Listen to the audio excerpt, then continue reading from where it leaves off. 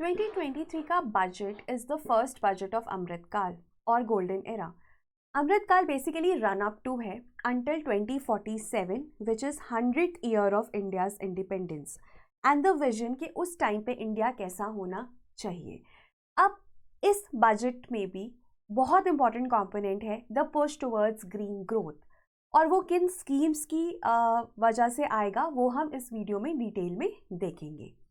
शुरुआत करने से पहले एक छोटी सी अनाउंसमेंट, हमारा जीएस का live mentorship course is going to start from 13th February और उसमें GS content, current affairs, prelims test series and sectional quiz, mains answer writing with strategic mentorship, psychological counselling, ऐसे कंटेंट एंड इवैल्यूएशन जैसे components included हैं and it is priced at 24,300 and in fact इसमें भी instalments are available. In case आप इसमें enrol करना चाहते हैं तो आप कर सकते हैं। So starting from prelims, mains until interview आपको हर एक स्टेप में ये कोर्स गाइडेंस प्रोवाइड करेगा। अगर आप इनरोल करना चाहते हैं तो आप हमारी वेबसाइट पे जा सकते हैं sleepyclasses.com, और अगर आपको कोई भी क्वेश्चन है तो आप कमेंट्स में पूछ सकते हैं या हमारे टोल फ्री नंबर पे कॉल कर सकते हैं। अब बात करते हैं इस साल के बजट की। The budget which will actually make our vision for Amritkaal a reality, और ये कैसे होगा? थ्रू सप्तऋषि और 7 प्रायोरिटीज, जिसमें से एक प्रायोरिटी है ग्रीन ग्रोथ। अब जब हम ग्रीन ग्रोथ की बात करते हैं तो ग्रीन ग्रोथ के पीछे ना एक बेसिक आइडिया है। वो बेसिक आइडिया क्या है? प्राइम मिनिस्टर ने जो मिशन लाइफ दिया था या लाइफस्टाइल फॉर एनवायरनमेंट का आइडिया दिया था। अब ये क्या है कि हम लाइफस्टाइल तो जीते हैं, तो क्यों ना हम उस लाइफस्टाइल को एक एनवायरमेंटली कॉन्शियस वे में जिए। हम क्यों ना जो माइंडलेस यूटिलाइजेशन है या एक्सप्लॉयटेशन है ऑफ एनवायरमेंटल रिसोर्सेज की, उसको कम करके सस्टेनेबल यूटिलाइजेशन की तरफ जाएं। सो दैट इज़ द आइडिया, और ग्रीन ग्रोथ भी एक तरह से उसी लाइंस के ऊपर बेस्ड है। और दूसरी बहुत इंपॉर्टेंट चीज़ जो इस बजट में अनाउंस की गई है that is the push towards behavioural change. अब ये बिहेवियरल चेंज एक इंडिविजुअल के लेवल पे होना चाहिए, इंस्टीट्यूशन के लेवल पे होना चाहिए, कंपनी के लेवल पे होना चाहिए, कॉर्पोरेट के लेवल पे होना चाहिए। उसके लिए the budget has actually told us कि they will be launching a green credit programme जो कि बिहेवियरल चेंज को इंड्यूस करने के लिए होगा and it will be notified under environment protection act of 1986। अब अगर हम बात करें स्कीम्स की तो सबसे पहले नेशनल ग्रीन हाइड्रोजन मिशन, जो कि रिसेंटली नोटिफाई किया गया था by ministry of new and renewable energy. और अगर इस मिशन की मैं बात करूं, ये मिशन है for production, utilisation and export of green hydrogen. Basically India को एक ग्रीन हाइड्रोजन हब बनाने की बात की गई है इस मिशन में बाय 2030, और इसके लिए 8 लाख करोड़ की इन्वेस्टमेंट की बात की गई है। अब ये बजट भी इस मिशन में एक छोटा सा कंट्रीब्यूशन देता है, शुरुआत करता है by allocating 19,700 crore for this mission, right. So that is the basic premise. और ये जो मिशन है 2030 तक चलेगा, और आइडिया है कि हर साल 2030 तक हम at least 5 million metric tons of green hydrogen को प्रोड्यूस करें इंडिया में।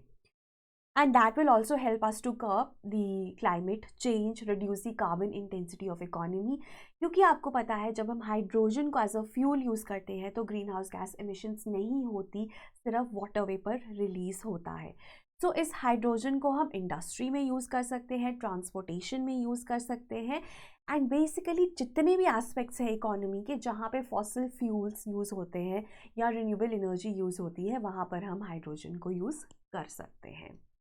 सो दैट विल इंश्योर कि हमारी कार्बन इंटेंसिटी, क्लाइमेट चेंज को हम कंट्रोल कर पाएँ। एट द सेम टाइम जो हमारा इम्पोर्ट बिल है, जो हम फॉसिल फ्यूल इम्पोर्ट्स करते हैं, वो हम कर पाएँ। एंड देन सेकेंडली जो 6 लाख जॉब क्रिएशन की बात की जा रही है एंड ऑल ऑफ दैट, वो तो आएगा ही।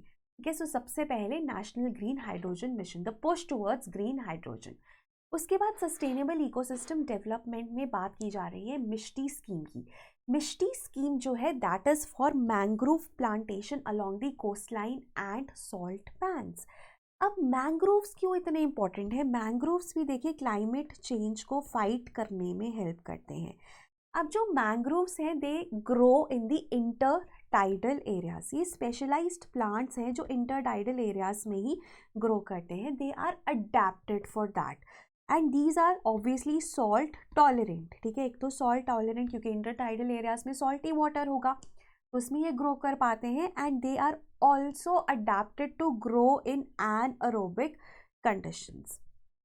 राइट, अब mangroves like I said climate change को कैसे हेल्प करते हैं क्लाइमेट चेंज को के कॉज में. सबसे पहले अगर कोई भी ट्रॉपिकल फॉरेस्ट है वो फोटोसिंथेसिस करके कार्बन डाइऑक्साइड को कैप्चर करता है एटमॉस्फेयर से एंड इसको स्टोर करता है.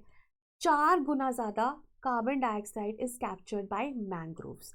तो मैंग्रोव्स को अगर हम ग्रो करवाएंगे, उनको हम ख़राब होने से रोकेंगे, उनको हम और ज़्यादा बढ़ाएंगे, तो हम क्लाइमेट चेंज का कॉज प्रमोट कर रहे हैं, मतलब क्लाइमेट चेंज को रोकने का कॉज प्रमोट कर रहे हैं. दूसरी इंपॉर्टेंट इसमें चीज़ आती है फोलियर वाटर अपटेक. अब मैंग्रोव्स में ना फोलियर वाटर अपटेक देखा गया है.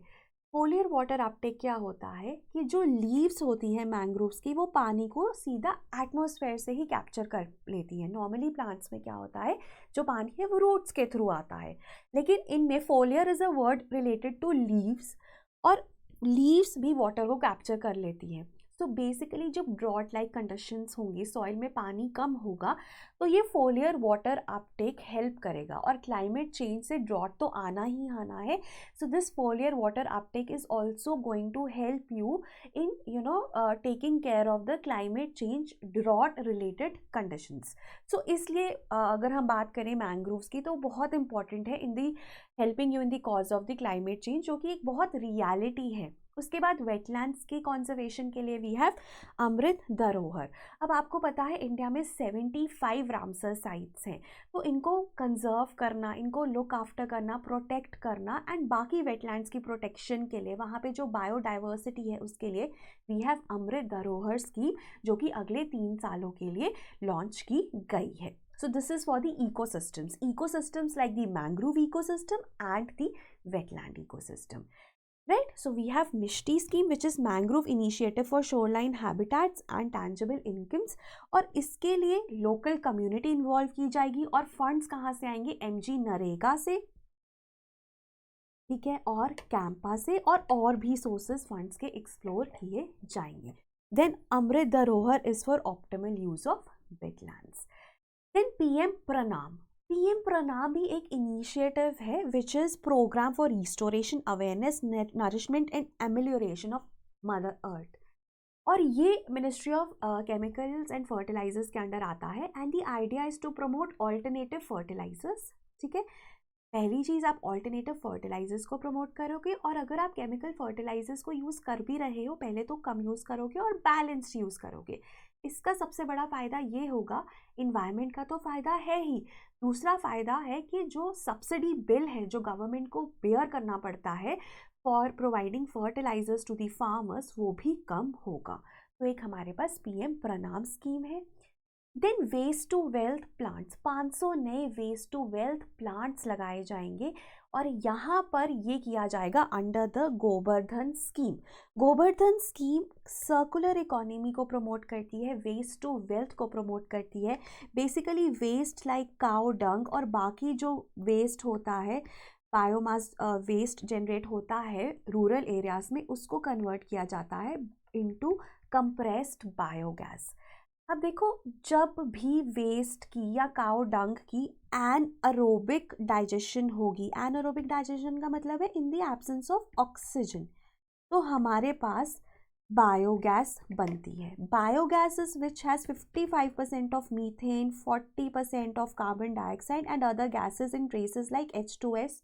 ठीक है, अब जब इस बायोगैस को आप as a cooking gas use कर सकते हो, लेकिन जब इस बायोगैस को आप प्यूरिफाई करते हो और मीथेन का कंटेंट उसमें 90 to 95% कर देते हो, तो उसको कहा जाता है कंप्रेस्ड बायोगैस. कंप्रेस्ड बायोगैस को बायो मीथेन भी कहा जाता है, बायो CNG भी कहा जाता है, बिकॉज इसकी composition is exactly similar to CNG which is derived from fossil fuels. Compressed natural gas जो कि फॉसिल फ्यूल से डराइव होती है, which also contains 95% of methane, लेकिन ये फॉसिल फ्यूल से आई है, हमें इसे इम्पोर्ट करना पड़ता है। कंप्रेस्ड बायोगैस बायोमास से आई है और हम उसे खुद बना सकते हैं। तो गोवर्धन स्कीम में कंप्रेस्ड बायोगैस बनाई जाती है। वेस्ट टू वेल्थ हो गया ना, कि काउ डंग जैसा वेस्ट, बायोमास जैसा वेस्ट आपने कन्वर्ट कर दिया वेल्थ में, ठीक है। कचरे से कंचन भी कहा जाता है इसे। सो ये सर्कुलर इकोनॉमी को भी प्रमोट करिए। तो ऐसे 500 नए बायोगैस डाइजेस्टर्स, बायोगैस प्लांट्स लगाए जाएंगे, जिनमें से कि इवन जो है 75 वो अर्बन एरियाज में भी लगेंगे। अब ये जो कंप्रेस्ड बायोगैस है, so this is also has been given a push under this scheme, right. उसके बाद एक और इम्पॉर्टेंट एस्पेक्ट है कि सेंट्रल एक्साइज ड्यूटी एग्जेम्प्ट कर दी गई है on CBG that is blended with natural gas. अब लाइक आई सेड कि CNG और CBG की कॉम्पोजिशन ऑलमोस्ट सिमिलर है, तो हम CBG को CNG के साथ मर्ज भी कर सकते हैं या ब्लेंड भी कर सकते हैं, because they are similar. CNG हम इंपोर्ट करते हैं, तो अगर हम CBG ही यूज़ कर लेंगे तो हमारा इंपोर्ट बिल कम हो जाएगा, इंपोर्ट डिपेंडेंसी कम हो जाएगी। लेकिन यहाँ पे क्या कैच है, CNG जो है वो सेंट्रल एक्साइज ड्यूटी के अंडर आता है और CBG GST के अंडर आता है। तो जब CBG को CNG के साथ मर्ज किया जाता है तो CBG पे GST तो पहले ही लग गया, सेंट्रल एक्साइज ड्यूटी भी लगती है, so that leads to double taxation. तो गवर्नमेंट ने बोला है कि जो CBG CNG के साथ मर्ज होगी उस पे सेंट्रल एक्साइज ड्यूटी नहीं लगेगी, so that we have avoided double taxation. So that is the point, the logic behind this. And then green mobility को प्रमोट करने के लिए, अब देखिए ग्रीन मोबिलिटी में आपको पता है EVs आते हैं जो कि बैटरी में अपनी इलेक्ट्रिसिटी स्टोर करते हैं। अब वो बैटरीज बनती हैं लिथियम आयन सेल से। अब लिथियम आयन सेल्स बनाने के लिए, मैन्युफैक्चरिंग के लिए अगर आपको मशीन्स चाहिए या कैपिटल गुड्स चाहिए, आप उसे इंपोर्ट करेंगे तो उस पर आपको कस्टम ड्यूटी नहीं लगेगी। तो एक ये है। दूसरी चीज़ है battery energy storage systems. Battery storage की हम बात करते हैं, राइट। अब वो जो बैटरी स्टोरेज है उसको भी प्रमोट किया जाएगा।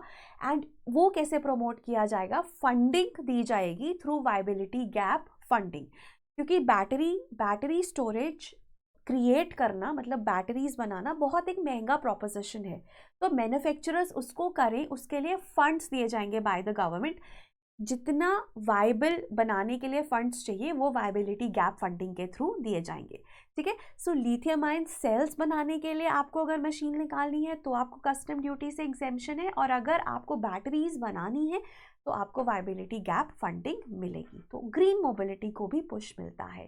Then coastal shipping. देखिए कोस्टल शिपिंग एक बहुत ही आप लगा लीजिए सस्ता एंड एनवायरमेंटली फ्रेंडली ट्रांसपोर्टेशन का एक जरिया है, फ्रेट ट्रांसपोर्टेशन का। सो इसको भी प्रमोट किया जाएगा through PPP mode and viability gap funding, ठीक है। So this is regarding the green push in the budget. But problem भी है। प्रॉब्लम क्या है, मिनिस्ट्री ऑफ एनवायरनमेंट को जो इंक्रीज मिला है बजटरी एलोकेशन में वो 1.6% है, which is not enough to meet the demands of the rising environmental issues like pollution हो गया, ठीक है, डिफॉरेस्टेशन हो गया, लैंड डिग्रेडेशन हो गया, बहुत ही कम इंक्रीज है। उसके बाद national mission for green India जो कि ग्रीनिंग ऑफ इंडिया या एफॉरेस्टेशन के ऊपर काम करता है, उसकी allocation has been cut by 40%, so that is not good news. और कुछ programmes like climate change action plan, national adaptation fund for climate change, national mission on Himalayan studies, इसको कोई एलोकेशन नहीं मिला। In fact national mission on Himalayan studies इसलिए भी important हो जाता है बिकॉज जोशीमठ में हमने देखा है कितना क्राइसिस है, तो इस मिशन को तो ज़्यादा एलोकेशन मिलनी चाहिए थी, तो इस साल के बजट में इसको कोई भी एलोकेशन नहीं मिली। सो दोनों ही एस्पेक्ट्स हमें देखने ज़रूरी है as a UPSC aspirant, because दोनों के ऊपर ही क्वेश्चन आ सकता है। So that was regarding your today's video. कोई भी डाउट है तो आप कमेंट्स में पूछ सकते हैं। और जितने भी हमारे कोर्सेज चल रहे हैं, चाहे वो प्रीलिम्स का क्रैश कोर्स हो, प्रीलिम्स की टेस्ट सीरीज़ हो, GS courses, optional courses, CSAT courses, सब पे 10% ऑफ चल रहा है if you use mission 1105 code. 1105 is the number of seats that are there in this year's notification, right? So that was all for today. And अगर आप हमारे crash course में enrol करना चाहते हैं, so that is going on, live course है ये, और काफ़ी ज़्यादा एडिशंस हैं इसमें। You can enrol in case you want to enroll in our test series, you can enroll. And in fact हमारा prelims का PYQ marathon is going to start from next week with history, in case you want to enroll for that also. So that was all for today. Thank you so much.